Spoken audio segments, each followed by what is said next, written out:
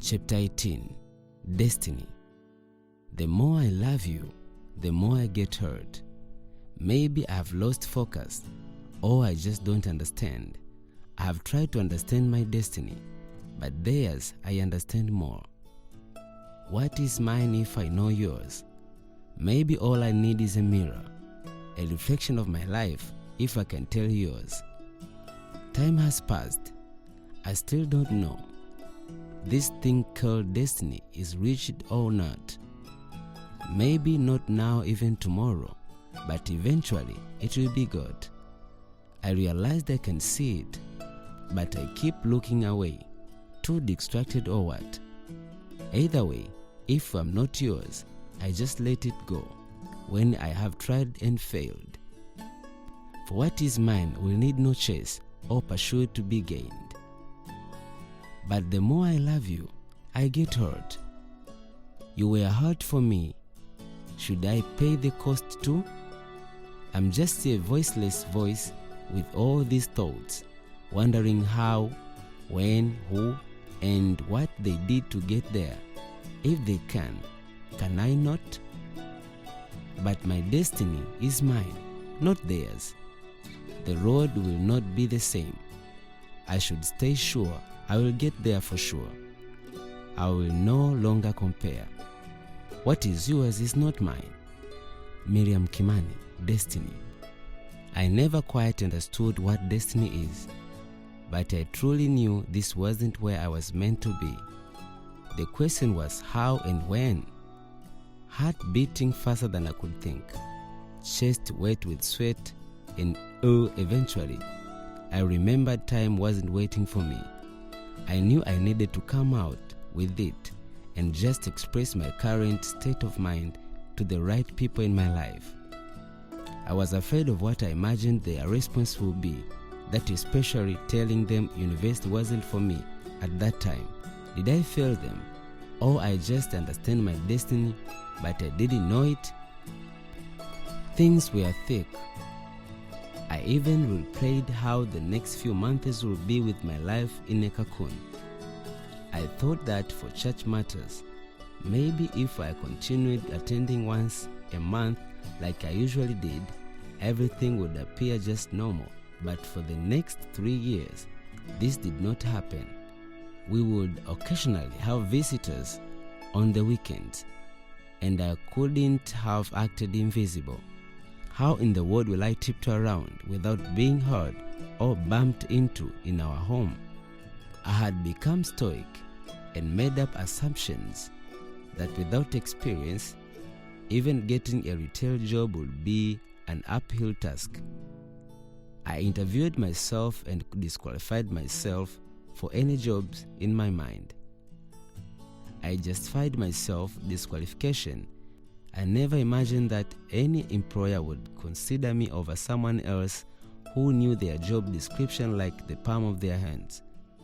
In my mind, I had followed the path of education first, the next work. However, time and economy did not seem to marry for my plans cordially. Nothing added up or brought any significant growth in my life. The path I had traced and fashioned in my mind was no longer commonly used.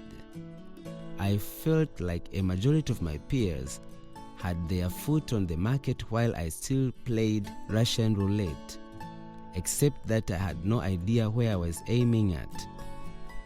A part of me wanted to astonish my parents, probably with a graduation. Couldn't have been impossible if I put my mind into it. But my mind often wandered elsewhere. There was no way I could have possibly gone by the 3 years I had left in focus. Although I could follow instructions, I had no experience. Yet I needed a job which I never quite understood how to get it without being given a chance. Joining college brought a feeling like I was going to a shop to buy 2 pairs of Prada jewelries, hoping that I would still have the value of one in case one got ruined or lost. I had to find something to do, partially because I didn't like being indoors, and the other half of me felt like I needed to score points for my decision making and prove how it was the right choice. It wasn't bad at all. In fact, the people who mattered grasped the idea and became more supportive than I had thought. I eventually understood destiny will put fear in you, causing you to detour on other paths, not knowing whether you will ever find the main road again. Just a few weeks down the line, I got a call and life was back on track. Picking up that phone and putting an end to what I knew wasn't for me at that time felt like I had just lowered a burden from my back. So I guess this wasn't my destiny. My all became amusement on the path to destiny now. I realized destiny is not after the price you are paid, but the purpose of your living. My life is nothing I wanted, but everything I needed. Sarah Jakes. Your destiny is your vocation.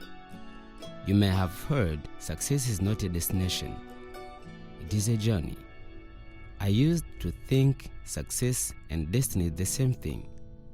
When you look at it from the surface value, you will think I will attain success once I have reached my destination. I thought destination is where I wanted to get. Well, success is just an aim of things you want to achieve. Destiny is your mission. A mission comes with a vision. You will never understand your destiny without a vision.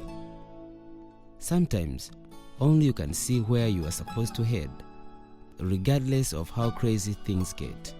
Vision comes with a purpose. Acts chapter 2 verse 17. Your young men will see visions, and your old men will dream dreams. If you get a phone call, the person on the other end has a purpose to why they called you. The same way, God calls us with a purpose. With His purpose comes His will and His bill. Your role is to push, pray until something happens and move. Where He goes, you go. How do you know you are in God's will? You may struggle to fulfill what's needed to be done, be it financially or physically. But we see the same struggle with many biblical characters who were in God's will. It is good to note that struggling may be present under these conditions, but there will always be hope deep in us. Whether we feel it or not, our enemy cannot throw stones at a tree that has no fruits. He sees greatness in you and tries to distract you from realizing and living it. Jeremiah chapter 29 verse 11 states that His plans are to prosper us, not to harm us. Give us a future and hope. Often when we are out of God's will, we don't have to hope for our tomorrow. We walk around complaining about life rather than living over complaints. Ecclesiastes chapter 12 tells us to remember your Creator while you are young before you grow old and say, life is not pleasant anymore. Here is the end of the matter. As you pursue your destiny, you will fight battles. Losing is not an option for us. We cannot afford to win outside and lose inside. We are more than conquerors, and we can do all things through Christ who strengthens us. The real battle is in the mind. Fight yours well. If you want to know where your heart is, look where your mind goes when it wanders. Anonymous. I once thought what a battle is and how a fight is won, and I realized it can never be won as long as the mind is wandering. Once you lose it inside, it is definite that you will lose it outside too. The mask will definitely wear off. Battles are conquered and new battles arise. The biggest battle we go through are in our minds. Fighting against the negative and fighting for the positive. Negative will always speak louder than the positive. God speaks in a still small voice, whereas the enemy is always loud and brings examples to your eyes. Since the evil is counterfeit, he tries all means to convince us into buying into his ideas. Do not be his victim. I realized that in order to conquer the battle, the little or much you know is what gets you by.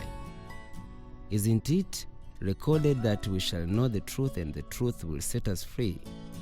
It is the truth we know that comes in handy in our battle. Wisdom is knowing how to use your knowledge and being able to firmly believe even when the reality hits you otherwise. Garbage in, garbage out. Occupying your mind and surrounding your mind with things that builds you gives less chance for you to think negatively. The opposite is true. Sometimes our battle are won through prayers, others through a change in our way of thinking, and others by casting stone. Physical action. To conquer Goliath, David did this physically by throwing the stone. This does not mean we should literally stone or fight our enemy physically, but we need to know what each battle requires specifically.